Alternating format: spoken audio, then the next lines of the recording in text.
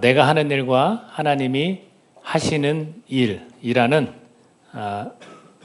제목을 가지고 우리 말씀 함께 나누도록 그렇게 하겠습니다. 우리가 삶을 살아가면서 우리 주변에는 믿는 그런 동료들도 있고, 그죠? 가족도 마찬가지죠. 믿는 가족도 있고, 또 그렇지 못한 경우도 있는 것 같아요. 그래서 넌 크리스천과 크리스천이 함께 섞여서 이렇게 살아가고 있잖아요. 그런데 중요한 것이 그러한 친구들이 나에게 하는 이야기가 있다라고 쳐요. 뭐라고 이야기하냐면, 야, 너 그리스도인이고 교회에 다니면서 하나님을 그렇게 섬긴다고 하는데 너의 생활과 내 생활이 별반 다르지 않다라고 말할 수 있습니다. 뭐 그렇게 특별히 다를 게 없네? 이렇게 말할 수 있을 것 같아요. 근데 대부분은 그 생활이 같은 것이 사실입니다. 왜냐하면 일반적으로 우리가 삶을 살아갈 때 뭐 먹고 자고 누리고 일하고 비슷하죠. 즐겁고 슬플 때 있고 비슷하죠. 정말 별반 다르지 않은 것 같습니다. 근데 핵심적인 것을 말하자면요, 크게 두 가지가 있습니다. 크리스천과 그렇지 않은, 예수님을 믿는 자와 믿지 않는 자들에 관해서 크게 두 가지가 좀 다릅니다. 하나는 뭐냐면 결과가 달라요, 여러분. 결과가 다르다는 거예요. 우리가 오늘 주의 만찬을 했지만 이 주의 만찬을 통해서 우리가 기억하는 게 뭡니까? 우리에게 영원한 생명을 주셨다라는 거예요. 우리에게 영원한 생명을 주셨다. 그 얘기는 다시 얘기하면 여러분 심판을 받습니까? 안 받습니까? 심판을 안 받는다. 그걸 뭐라고 부르냐면 구원이다. 이렇게 불러요. 그러니까 심판과 구원이 다른 거예요. 심판을 면할 수 있는 방법은 유일하게 예수 그리스도를 통해서 심판을 면할 수 있다라고 주님 말씀하셨거든요. 그렇지 않은 사람들은 어떻게 됩니까? 심판을 받습니다. 심판에 관한 이야기가 조금 있으면 나옵니다. 하나는 이렇게 결과가 다른 거예요. 일반 생활은 똑같은 것 같지만 결과가 분명히 다르고요. 또 하나가 있습니다. 그것은 뭐냐면 과정이 다릅니다. 과정이 달라요. 인생은 정해지진 않았어요. 그 길이가. 어떤 사람은 같이 태어났지만 먼저 떠나는 사람도 있고 더 오래 사는 사람도 있고, 이건 정해지지 않았습니다. 그러나 그 과정이 누구에게나 있는데 그 과정이 다르다라는 겁니다. 무엇을 하는가? 그 과정, 삶을 살아가면서 무엇을 하는가가 다르고요. 또 하나는 매일매일의 싸움이 있다라는 거예요. 매일매일의 싸움이 있다. 이거를 정리하면 선행과 역경이에요. 선행과 역경. 지금 말씀드린 다른 이 두 부분이 우리가 읽은 이 본문 속에 좀 들어 있습니다. 여러분, 선행을 하고 역경, 어려움을 겪는 것, 이 두 가지가 같이 가는 거예요. 예를 들면 생활은 같지만 그 과정 속에서 매일매일의 싸움을 경험하지 않는 사람들이 있어요. 역경 없이 살아가는 경우가 있어요. 그러나 결과는 어떻습니까? 다른 거예요. 그렇기 때문에 우리가 이것을 좀 기억하면서 이런 다른 면을 가진 부분, 그래서 저는 이 부분을 우리가 새 삶을 살아가는 그런 부분, 새 삶이에요. 우리가 별반 다르지 않게 삶을 살아가는 것 같지만 이 크리스천들은 새 삶을 살아가는 사람이에요. 이 뉴 라이프 교회들이 되기를 저는 간절히 바랍니다. 한 가지 예를 들어볼까요? 이런 거예요. 사람은 누구나 다 개를 기른대요. 개를 기르어요. 개 하면 생각나는 게 뭐 애완견, 뭐 이렇게 부를 수도 있고 맹견, 또 뭐랄까 유기견, 뭐 이렇게 부를 수 있잖아요. 사람은 누구나 다 개를 기르는데 2마리를 길러요. 근데 3마리를 기르는 사람도 있고 4마리를 기르는 사람도 있어요. 이게 어떤 개냐면 편견과 선입견이다, 이렇게 말하더라고요. 편견과 선입견. 누구나 다 갖고 있죠. 누구나 다 기르는 개예요. 근데 이 선견과 이 편견, 이 선입견과 이 편견은 이것을 내려놓는 것이 새 삶이다라는 거예요. 새 삶. 우리가 인생의 과정 속에서 계속 이걸 이루어가는 거예요. 우리에게도 편견이 있죠. 선입견이 있죠. 근데 우리가 믿는 예수님을 따르다 보면 어떻게 됩니까? 이것이 서서히 없어지는 거예요. 여러분, 사람에 대한 편견이 있습니까? 없습니까? 때로는 인상을 보고 말투를 보고 우리는 먼저 저 사람 어떨 것이다, 그 생각도 하는 거예요. 그리고 어떤 사람의 의견에 대해서 또 생각을, 예를 들면 설교를 들을 때도 편견이나 선입견이 있으면 이게 잘 안 들어오는 거예요. 그러나 예수님을 믿는 새 삶을 살아가는 사람들은 자꾸 그 삶의 과정 속에서 이걸 자꾸 내려놓는 거예요. 그래서 지나다 보면 그럴 수도 있다. 저 사람이 어떤 실수를 했고 죄를 저질렀다에 대해서 우리 정죄하지 않고 그럴 수도 있지.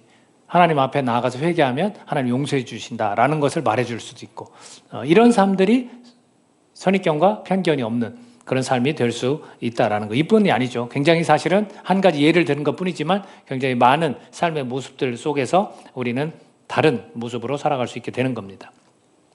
그럼에도 불구하고 오늘 말씀 가운데 3장 2절에 가보면 이런 표현을 쓰는데, 모두가 믿는 것은 아니다라고 말씀을 합니다. 이거 굉장히 중요한 부분인데, 3장 2절에 보면 우리를 부당하고 악한 사람들에게서 건지시옵소서 하라. 믿음은 모든 사람의 것이 아니니라. 이런 표현을 쓰거든요. 이게 무슨 얘기냐면 이 편지가 지금 바울 일행이 쓴 편지예요. 그래서 실로아노와 디모데, 바울은 너희들에게 편지를 쓴다, 이렇게 1절에서 이야기를 하거든요. 근데 마지막에 가서는 끝으로 라고 하면서 우리를 위해서 기도해 달라고 해요. 근데 어떤 기도냐면 우리를 부당하고 악한 사람들에게도 건지시옵소서 하라. 믿음은 모든 사람의 것이 아니다.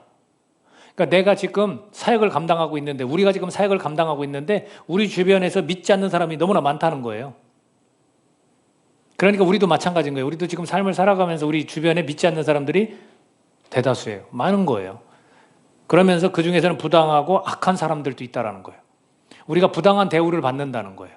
억울한 일을 당한다는 거예요. 그러니까 그걸 위해서 거기서 하나님이 우리를 건져내 주시기를 기도하라는 거예요.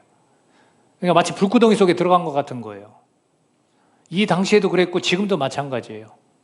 왜? 우리가 복음을 안 전해서 이걸 못 느끼는 것뿐이에요. 이들은 복음을 전했기 때문에 이걸 느끼는 거예요. 우리는 복음과 상관없이 살아가는 그리스도인들이 너무나 많거든요. 복음을 안 전하니까 이걸 못 느끼는 거예요. 근데 우리가 복음을 전하면 그래, 대부분의 사람들과 우리의 생활이 같은 것 같지만 굉장히 다르구나라는 걸 느끼는 거예요. 그래서 모두가 믿는 것이 아니라는 거예요. 그러면 왜 섞여 살고 있을까요? 질문이 나와야 돼요. 왜 그러면 하나님은 우리가 이런 사람들과 섞여 살도록 하셨을까? 하나님은 사랑이라고 그러셨잖아요. 그래서 흔히 하는 오해가 뭐냐면 하나님이 사랑이시라면 모두를 구원해야 하지 않는가? 왜 누구는 구원하고 왜 누구는 구원하지 않으시는가? 이렇게 반문할 수 있잖아요. 하나님 사랑이시라면서. 이게 믿지 않는 사람들이 우리에게 던지는 질문일 수 있어요. 그럼 우리는 어떻게 대답할 수 있을까요? 나도 모르겠는데 이걸 뭐 은혜라고 그래요. 하나님의 축복, 지금 이야기했죠. 하나님의 축복받았어. 이렇게만 이야기할 겁니까? 아니죠. 어떤 답변을 우리가 줄 필요가 있습니다. 그것은 뭐냐면 심판이 없다면 구원도 없는 거예요, 여러분. 심판이 있기 때문에 구원이 있는 거예요. 거꾸로 구원이란 말을 할 수가 없어요. 심판이 없다면. 그런 것처럼 심판이 없으면 구원도 없어야 하는 겁니다. 자, 그것을 오늘 말씀 속에서 한번 좀 답답함을 풀어봅시다. 2장 11, 12절을 본문 말씀 같이 읽어보겠습니다. 11, 12절 시작. 이러므로 하나님이 미혹의 역사를 그들에게 보내사 거짓 것을 믿게 하심은 진리를 믿지 않고 불의를 좋아하는 모든 자들로 하여금 심판을 받게 하려 하심이라. 보십시오. 이 심판이라는 것이 조금 위로 가면 뭐냐면 사탄과 결탁된 어떤 존재에 대해서 이야기를 해요. 그러니까 이미 사탄도 심판받아야 될 존재예요. 다만 하나님이 잠시 풀어준 거예요. 우리가 흔히 알고 있지만 사탄도 사실은 하나님 곁에서 천사로 있었던 자가 내려와서 이렇게 악한 짓을 한다라는 성경의 구절도 있거든요. 그런 것처럼 오늘 우리가 이런 사탄과 어떤 존재에 대해서 심판을 받아야 될 존재에 대해서 이야기를 하고 있고, 믿지 않는다면 역시 사랑하는 사람이에요. 하나님 분명히 사람을 사랑합니다. 사랑하는 그 사랑의 대상인 사람도 심판받을 수밖에 없다라는 것을 말씀하고 있는 겁니다. 그러니까 결국은 사람을 하나님이 뭐라고 했냐면 미혹의 역사를 그들에게 보내다 거짓 것을 믿게 하셨다라 했는데, 하나님이 정말 믿게 하셨을까요? 아니죠. 그 사람들을 유혹하는 또 어떤 악한 존재가 있는 거예요. 그래서 같이 심판을 받도록 잡아 끄는 거예요, 여러분. 여러분이 믿게 된 게 여러분 개인 의지로 내가 굉장히 선하고 좋은 사람이라 나는 믿게 됐다라고 말할 수 있을까요? 내 안에서는 안 믿을 수 있는 그런 여지도 분명히 있거든요. 갈등하거든요. 흔들리잖아요. 여러분 세상에 살면서 그런 섞여 살면서 내가 정말 잘하고 있는 건가? 나 믿는 게 뭐야 이게? 더 힘드네? 더 어렵네? 왜 이런 역경을 계속 겪어야 하지? 라고 할 때 여러분 고민하지 않아요? 갈등하지 않아요? 그게 왜 그렇습니까? 자꾸 어떤 악한 존재가 같이 심판받으려고 잡아 끄는 거예요. 그러니까 하나님은 그걸 허용했다는 거예요. 하나님이 그것을 믿게 하셨다, 거짓 것을 믿게 하셨다는 얘기는 하나님 그냥 자유의지를 주셨잖아요. 허용을 하시는 거예요. 결정은 누가 해요? 우리가 하지만 우리가 할 때 누가 도우십니까? 하나님께서 도우시는 거죠. 그리고 우리는 계속해서 이 싸움을 하는 거예요. 내 믿음이 흔들리지 않도록. 지금 이 편지도 결정적으로 데살로니가 교회가 굉장히 좋은 교회인데도 불구하고 하나님 앞에서 니네들이 영광이다, 정말 자랑할 만하다 이렇게 이야기함에도 불구하고 계속 믿음에 굳건히 서 있어야 된다 이렇게 말해요. 우리도 마찬가지인 거예요. 그래서 바로 이런 부분을 우리가 알고 왜 섞여서 사는지를 우리 스스로가 먼저 깨달아야 됩니다. 여러분, 심판은 반드시 있습니다.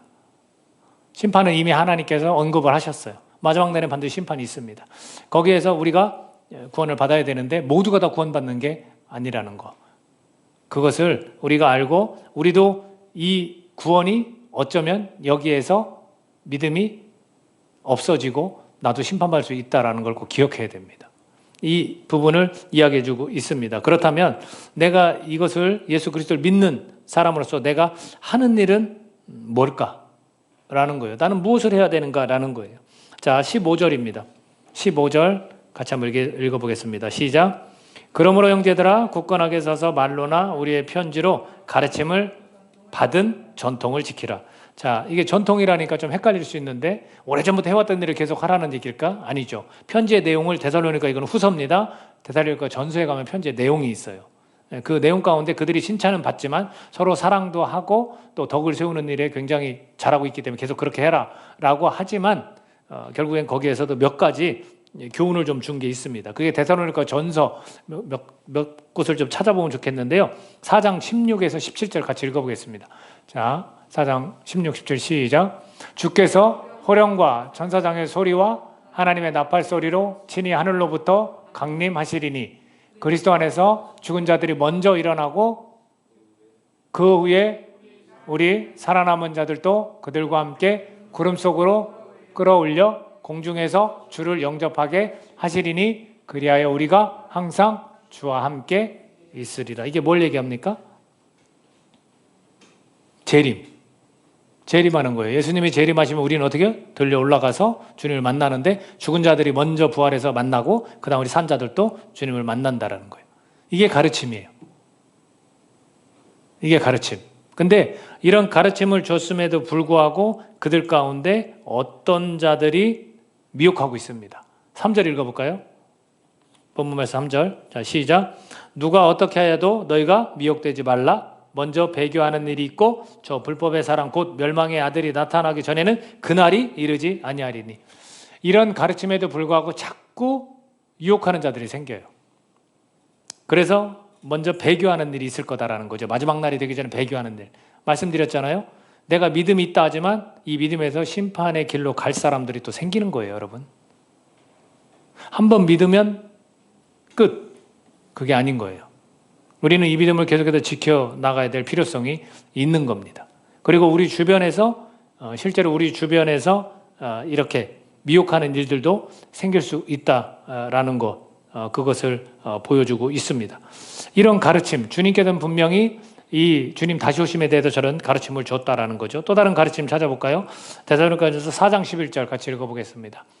데살로니가전서 4장 11절 시작. 또 너에게 명한 것 같이 조용히 자기 일을 하고 너희 손으로 일하기를 힘쓰라. 자, 보세요. 크리스천이라고 해서 무조건 주님 오신다고 했으니까 손을 놓고 주님 오시옵소서 이렇게 하지 말라는 거예요. 주님 언제 올지 모르니까 그럼 그 주님 계속 기다리자. 이거 이단들이 하는 얘기예요. 그죠? 시간을 정해놓고 날짜를 정해놓고 올 것이다. 그러고 니네들 일하는 거 이런 거 다 필요 없다. 손을 다 놓고 그다음 그 주님 기다리자. 이렇게 말하는 거 안 되는 거예요. 이거와 연결된 게 데살로니가 후서 3장 10, 11절 제가 읽어드리겠습니다. 이런 이야기를 해요. 우리가 너희와 함께 있을 때에도 너희에게 명하기를 누구든지 일하기 싫어하거든 먹지도 말게 하라 하셨더니 우리가 들은즉 너희 가운데 게으르게 행하여 도무지 일하지 아니하고 일을 만들기만 하는 자들이 있다 하니. 이게 우리 신앙인들이 살면서 굉장히 유혹거리가 많은 걸 여러분들 기억하셔야 돼요. 나하고 관계가 좋아서 믿지 않는 사람이지만 관계가 좋아서 아주 친근감 있게 가깝게 지내. 그럼 그 사람 말에 영향을 받아요, 여러분. 지금도 보세요. 일하고 일하지 않는 거에 관해서 사실은 이렇게 하면 안 된다는 거예요. 게으르게 행하지 말라는 거예요. 자기가 주어진 일 최선을 다해서 일하라는 거예요. 이게 가르침이에요. 이런 가르침을 받은 전통, 이것을 지켜나가라는 거예요. 하나님의 말씀은 구전도 입으로도 전해지지만 글로도 전해지거든요. 계속해서. 그러면 그것들에서 계속해서 이야기하는 것들을 좀 받아들이고 지켜나가라는 건데, 그 중에 하나가 열심히 주어진 삶에 땀 흘려 일하는 거를 게을리하지 말고 최선을 다하라는 거예요. 우리가 세상 속에서 믿지 않는 자가 섞여 살 때 그것도 최선을 다하라는 거예요. 그게 주님의 가르침이에요. 일하면서. 또 어떤 가르침이 있냐면 데살로니가전서 5장 16절에서 18절 읽어보겠습니다. 시작. 항상 기뻐하라. 쉬지 말고 기도하라. 범사에 감사하라. 이것이 그리스도 예수 안에서 너희를 향하신 하나님의 뜻이니라. 그러니까 그 데살로니가 교인들이 칭찬받는 사람들임에도 자랑거리로 말이 언급되고 본이 되는 사람들임에도 불구하고 항상 어떻게 해요? 기뻐하라는 거. 쉬지 말고 기도하라는 거. 범사에 감사하라. 이런 말씀을 해줍니다. 또 어떤 권면들을 해줬었냐면 서로 사랑하라. 그 잘하고 있지만 계속해라. 라는 거. 그리고 말씀을 받을 때 사람의 말로 받지 않고 하나님의 말씀으로 그들은 받았어요. 이런 가르침. 그 가르침을 계속 지키라는 거죠. 그리고 너희끼리 화목하라라는 말씀도 하고 피차 권면하고 또 서로 덕을 세워라 라는 거죠. 이런 것들이 내가 해야 될 일이에요. 믿는 자라면 우리가 해야 될 일인 겁니다. 이런 일을 믿지 않는 자들과 섞여 살면서 계속 이 일을 계속 해나가는 거예요.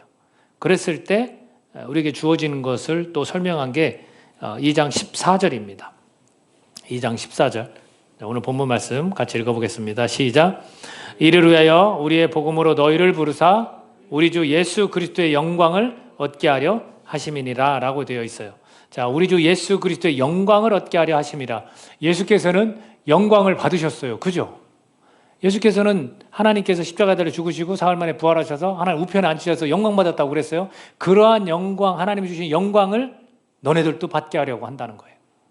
우리가 이렇게 내가 해야 할 일을 해나가면 우리가 얻는 것이 뭐냐면 그리스도의 영광을 우리도 받고 얻는다는 거예요. 얻고 싶지 않으세요? 얻고 싶죠. 그렇죠? 우리는 그렇게 얻을 수 있습니다. 그것을 말씀해주고 있다라는 거죠. 그래서 우리가 해야 될 일을 잘 해나가라. 그러면 예수님께서 받으셨던 영광을 너희들도 받을 것이다 라는 거예요.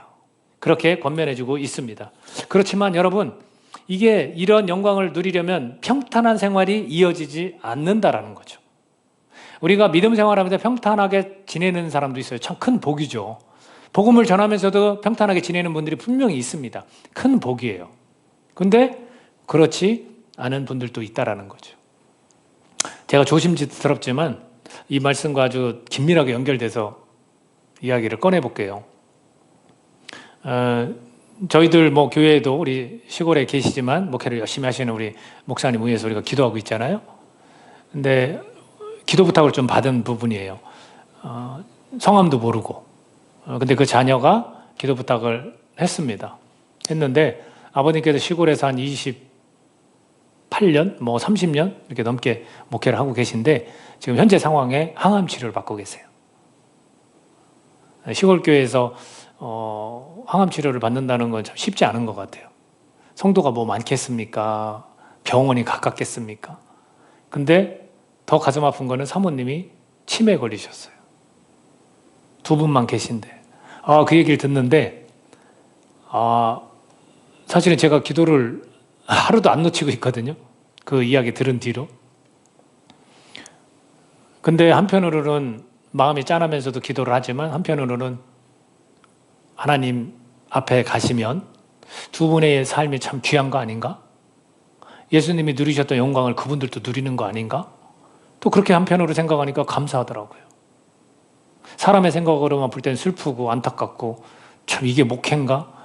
그런 생각도 들 거 아닙니까? 근데 한편으로는 보니까 참 하나님 앞에 가면 얼마나 칭찬받을까? 사람이 있고 없건 상관없이 그런 사역을 계속해서 오랫동안 해오셨으니까 얼마나 참 귀하고 감사합니까? 그걸 볼 때 믿음 생활을 한다는 것이 여러분 평탄한 생활만 계속 이어집니까? 아닌 거예요. 너무나 힘들고 어렵잖아요. 모두가 그런 건 아니지만 그래서 이 데살로니가 교인들은 참 잘하고 있지만 이들에게 뭐가 있냐면 고난이 있었어요. 이런 미혹거리들이 있고. 그러니까 힘든 거죠. 이걸 어떻게 처리해야 될지를 모르니까 이 바울과 그 일행들이 이런 편지를 통해서 하나님이 이거를 원하신다라고 말해주는 거죠. 그래서 오늘 우리가 읽었던 본문처럼 미혹하려는 자들도 곁에 있었다라는 겁니다. 그들의 특징이 뭔지 아십니까? 그들의 특정 4절인데 본문 4절 같이 읽어보겠습니다. 시작. 그는 대적하는 자라 신이라고 불리는 모든 것과 숭배함을 받는 것에 대항하여 그 위에 자기를 높이고 하나님의 성전에 앉아 자기를 하나님이라고 내세우느니라. 이렇게 말하고 있어요. 그들의 특징이 뭐냐면 자기를 높이는 거예요. 그리고 자기들이 하나님이라고 해요. 이거 사실 이단들이 계속해서 하는 거잖아요. 교주가. 자기가 하나님이라는 거예요. 이런 속에서 신앙생활을 한다는 것이 쉽냐고요. 그들은 가짜 역사도 거짓도 표적도 능력도 행하는 거예요. 그러니까 얼마나 내가 신앙인으로서 고민되고 이런 미혹거리 중에서 내가 이겨내기가 얼마나 힘들겠습니까? 그래서 우리가 조심해야 될 게 바로 이거예요. 이들만이 아니라 자기를 높이는 자들, 우리도 스스로 우리를 높인다면 우리는 굉장히 위험한 사람들인 거예요. 그게 곧 자기가 하나님이라는 거예요. 여러분 어떤 계획을 세울 때 여러분 마음대로 하시는 경우 있죠? 위험한 거예요. 왜? 누가 주인이에요? 내가 주인이에요. 세상에서 나하고 같이 어울려 섞여 사는 믿지 않는 친구들은 다 그렇게 해요. 자기 계획과 자기 뜻과 자기 신념과. 우리가 다른 게 뭐예요? 우리는 그 자리를 내 자리라고 내가 앉지 않아요. 누굴 앉혀요? 예수님을 앉히는 거예요. 예수님이 나의 주인이에요. 이 부분이 그렇게 다른 겁니다. 그러니 이들이 신앙생활하면서 이러한 사람들과 섞여서 살면서 얼마나 힘들게 삶을 살아가고 있는지 모릅니다. 그런데 8절에 가서 이렇게 정리를 해주십니다. 8절 읽어보겠습니다. 시작. 그때에 불법한 자가 나타나니 주 예수께서 그 입의 기운으로 그를 죽이시고 강림하여 나타나심으로 패하시리라. 여러분 주님 오실 때면 말끔히 다 정리가 된다는 거예요. 그러니까 주님 오시기 전에는 어떻게 해요? 이런 미혹거리들이 계속해서 우리 곁에서 있는 거. 이게 고난이에요, 여러분. 자기를 높이고 자기를 주인이라고 하나님이라고 말하는 사람들과 우린 계속 섞여 사는 거예요. 그러니까 우리도 그렇게 되면 안 되는 거죠. 그러니까 주님 오시기 전에 모든 게 정리가 안 된 상태에서 우리는 고난 속에서 계속 평탄치 않은 삶을 살아갈 수 있다라는 것. 그래서 역설적이게도 악이 판을 칠 때 주님은 오실 것이다라는 것이 오늘 이 본문 말씀에 들어 있습니다. 우리는 하나님의 나라가 다 이루어지고 평화와 기쁨이 넘치는 막 그런 상태가 될 때 주님 오실 것 같죠? 그게 아니라 악이 계속해서 성행할 때, 불법이 성행할 때 주님은 오시는 거예요. 그러니 불법이 많을수록 우리의 삶은 어떻겠어요? 힘든 거죠. 지금 상태가 이 데살로니가에 있는 교회의 상태가 바로 이런 상태인 거예요. 이게 우리의 해야 될 일을 할 때 우리는 하나님으로부터 영광을 또 누리지만 우리가 해야 될 일을 할 때 우리에게는 이런 미혹거리와 힘든 일들이 닥칠 수 있다는 거. 그런 사람들에게 하나님이 하시는 일을 지금 들려주고 있어요. 그래서 오늘 말씀 제목이 뭐였어요? 내가 하는 일과 하나님이 하시는 일이 있다는 거예요. 그래서 이 바울과 그 일행들이 이 편지를 통해서 하나님이 하시는 일을 말해주고 있습니다. 자, 오늘 본문 말씀 16, 17절 같이 읽겠습니다. 시작. 우리 주 예수 그리스도와 우리를 사랑하시고 영원한 위로와 좋은 소망을 은혜로 주신 하나님 우리 아버지께서 너희 마음을 위로하시고 모든 선한 일과 말에 굳건하게 하시기를 원하노라. 아멘. 아무리 힘들고 어려운 상황 속에 있지만 고난 가운데 있고 미혹거리들 가운데 있지만 너네들은 마음에 위로가 필요하다. 저와 여러분이 마음에 위로가 필요하지 않습니까? 매일매일의 이런 영적 싸움 속에서 우리는 위로가 필요한 거예요. 위로가. 그리고 또 하나가 너희들이 지금 하고 있는 선한 일과 말. 우리는 우리의 말을 사랑의 말 또 복음에 관련된 말들을 하잖아요. 그러려면 굳건하게 서 있어야 되는 거예요. 그래서 우리에게는 굳건함이 필요하다라는 거예요. 그 데살로니가 교회는 위로가 필요하고 굳건함이 필요했던 겁니다. 그래서 사실은 자기들도 그랬던 거예요. 사도 바울과 여기 실로아노와 디모데라는 이 사람 바울 일행도 험난한 상황 속에서 위로 받기를 원했던 겁니다. 그래서 3장 2절을 다시 한번 읽어보면 이렇게 되어 있어요. 또한 우리를 부당하고 악한 사람들에게서 건지시옵소서 하라. 그렇게 기도해달라는 거예요. 그리고 믿음은 모든 사람의 것이 아니니라. 이렇게 말하고 있거든요. 그러니까 자기들 상황이 그러니까 우리가 좀 그런 게 있잖아요. 내가 어떤 말을 하면 자기가 사실은 그런 상황인 거예요. 그러니까 남을 위로하면 나도 위로받고 싶은 거죠. 그렇지 않습니까? 남한테 힘내라면 나도 힘내야 되는 거예요. 지금 이들의 상황 속에서도 이 기도의 내용을 보니까 부당하고 악한 사람들 속에서 복음을 전하고 있어요. 그러니까 그걸 기도해 달라는 거예요. 위로가 필요한 거예요. 그런데 데살로니가에 있는 너네 교회들도 마찬가지다. 이런 미혹거리 속에서 얼마나 힘드냐. 그러니까 너 위로가 필요하고 너네 굳건함이 필요하다. 그걸 누가 주신다? 하나님이 주신다라는 겁니다. 그래서 위로가 필요한 동역자들이라는 것을 서로 아는 거예요. 우리도 마찬가지예요. 우리가 복음을 전하면서 살면 우리 서로에게 동역자 아닙니까? 우리 서로에게 위로가 필요한 거예요. 굳건함이 필요한 거예요. 그걸 누가 주신다고요? 하나님이 주신다는 거. 하나님이 하시는 일은 뭡니까? 마음을 위로하시는 분이라는 거예요. 여러분의 마음이 힘드십니까? 그렇다면 하나님이 위로해 주십니다. 사람으로부터 오는 위로가 잠시나마 좋을 수는 있지만 그것이 완벽하지는 않다라는 거. 하나님이 여러분의 마음을 위로해 주실 것입니다. 아멘. 하나님의 위로를 받으십시오. 그리고 선한 일과 말에 굳건하게 하시는 분이 누구냐면 하나님이시라는 거. 하나님이 하시는 일은 그거예요. 우리에게 선행과 말에 있어 굳건하게 믿음이 굳건하도록 하시는 게 하나님이 하시는 일이지 내가 믿음을 굳건하게 만들 수가 없어요. 우리는 항상 갈등 속에서 살아가고 있잖아요. 그러니까 내가 힘들 때도 하나님을 의지하면 하나님이 굳건하게 해주시는 거고 내 마음이 항상 즐겁지는 않아요. 물론 기쁘지만 이렇게 예기치 못한 힘든 상황들이 생길 수 있잖아요. 그때 마음을 위로하는 게 누구냐면 하나님이에요. 그래서 우리가 하나님 앞에 기도하면서 울면서 기도하는 이유가 사람이 그 우는 모습을 봐야 위로해줘야 뭐 얼마 가요? 근데 하나님 앞에 울면서 기도하면 위로가 되는 거예요. 그 마음이 평안이 오는 거예요. 하나님이 그런 일을 하시는 분이다라는 거. 그래야 하나님의 사랑과 예수님의 인내로 살아갈 수 있다라고 결론을 내려주고 있습니다. 데살로니가 교회는 하나님의 사랑과 예수님의 인내로 계속해서 지금처럼 계속해서 잘 해나가야 될 필요성이 있는데 그럼에도 불구하고 너무나 힘들고 어려운 상황 속에 놓여 있었기 때문에 이런 편지를 통해서 그것을 깨우쳐주고 그리고 너희들이 해야 될 일을 계속 하다 보면 그리스도의 영광을 너희들도 얻게 하시려고 하나님이 이런 과정을 거치게 하는 거다라고 전해주면서 하나님이 하시는 일이 없는 것 같느냐? 그렇지 않다. 너희들의 마음을 하나님이 위로해 주신다. 그리고 너희들의 선행과 너희들의 말을 하나님이 굳건하게 해주실 것이다. 힘내라. 이렇게 결론을 내려주고 있습니다. 오늘 이 말씀을 듣는 저와 여러분이 우리의 마음의 위로가 필요하다면 하나님이 우리의 마음을 위로해 줄 줄로 믿습니다. 그리고 내가 굳건함이 좀 필요해야 된다. 지금 믿음이 조금 흔들리고 있다. 그렇다면 하나님이 우리를 굳건하게 해주실 줄로 믿습니다. 내가 해야 할 일을 잘합시다.